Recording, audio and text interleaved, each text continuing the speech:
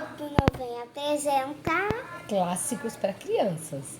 O Príncipe e o Mendigo, de Mark Twain. Essa história começa com duas crianças, dois meninos, um olhando para a cara do outro. Eles eram idênticos. Como pode?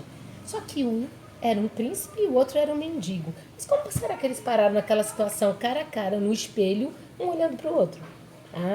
A história começa muito tempo atrás, uns 10 anos antes, num dia de muita festa na Inglaterra. A Inglaterra tinha mais ou menos 100 milhões de habitantes, era um lugar com muita gente. E naquele dia todo mundo estava em festa porque o príncipe Edward tinha acabado de nascer. Era um feriado nacional, todo mundo estava na rua dançando, comemorando. Só que ali perto, num cortiço, também estava nascendo outro menino. Muito pobrezinho, o nome dele era tão quente. Tom Kent. Ele era idêntico ao príncipe, só que a diferença é que ele morava num cortiço, com a sua avó, com a sua mãe, seu pai e as irmãs. A mãe dele era muito boazinha, era uma pessoa amorosa, que cuidava bem dele. Só que a avó era horrível, era chata, insuportável, só falava gritando com ele, igualzinho o pai. O pai, na verdade, era um ladrão, chamava John Kent, e vivia de pequenos roubos. O sonho do Tom era ser um príncipe. E sabe como ele teve acesso às histórias? Igual assim a gente aqui no canal, que conta muitas histórias, que contava muitas histórias para ele era um padre Andrew. O padre que tinha trabalhado no palácio foi demitido do palácio e foi por acaso morar ali no cortiço. E se tornou muito amigo, mas muito amigo mesmo do Tom. E começou a dar livros para eles. E o Tom começava a ler um monte de livro e começou a aprender como se comportar. Como é que um príncipe fala, como é que um príncipe se coloca a mão, como é que come, como é que passeia, tudo ele aprendeu nos livros. Ele tinha um grande apreço por esse padre.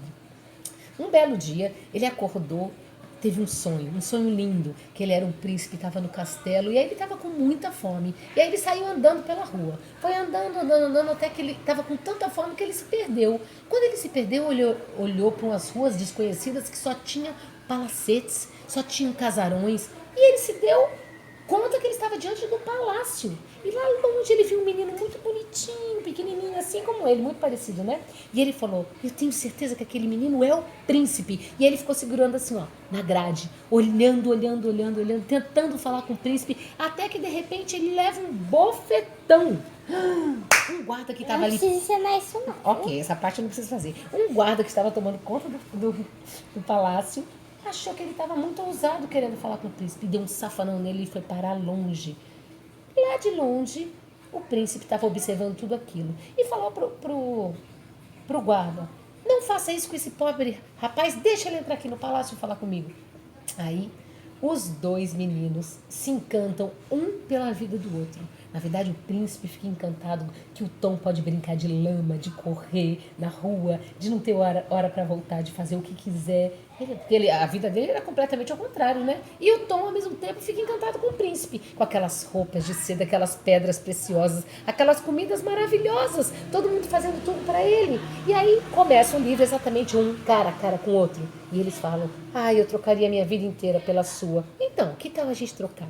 E aí eles trocam de roupa. Nesse momento o príncipe se vê vestido de mendigo e o mendigo se vê vestido exatamente com a roupa do príncipe. E aí eles falam o seguinte, e agora?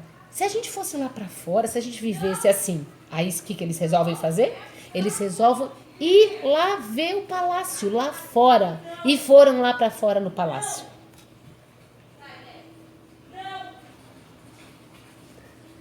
E as vozes, quando o menino sai do palácio, ele ouve várias vozes gritando atrás dele. Não, não, não. Porque ele dizia o tempo todo, eu sou o príncipe, me deixe entrar novamente no palácio. E o povo gritava, não, não, não. Os próprios guardas diziam para ele, você não é o príncipe coisa nenhuma.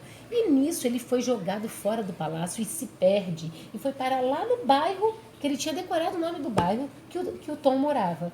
Chegando lá no bairro, ele dá de cara com um homem que diz ser seu pai. Aquele John Kent horroroso, aquele ladrão. Agarra ele pela gola, puxa ele, manda ele trabalhar, leva ele para todos os lugares, trata mal ele, até que o John foge.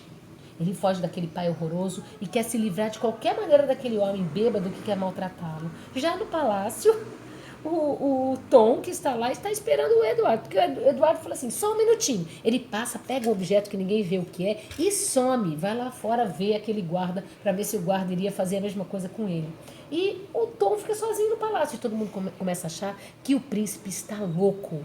E o rei manda chamá-lo e diz, ninguém comente por aí que meu filho está louco. E o menino diz que não reconhece aquele rei, que não reconhece as irmãs, que não reconhece o tio, não reconhece ninguém. Até que começa uma confusão danada e chega um dia que o rei definitivamente morre. E o que acontece? O Tom fica sozinho dentro do palácio, se transforma agora no rei e o Edward continua perdido pela cidade, sendo maltratado por todos. A sorte dele é que ele achou uma pessoa, um homem muito incrível, chamado Miles, que se torna o seu protetor. Mas essa história toda a gente vai conhecer no próximo vídeo. Hoje eu não vou contar não. Porque entrou por uma orelha E não saiu pela outra. e quem quiser, Que conte outra. até lá.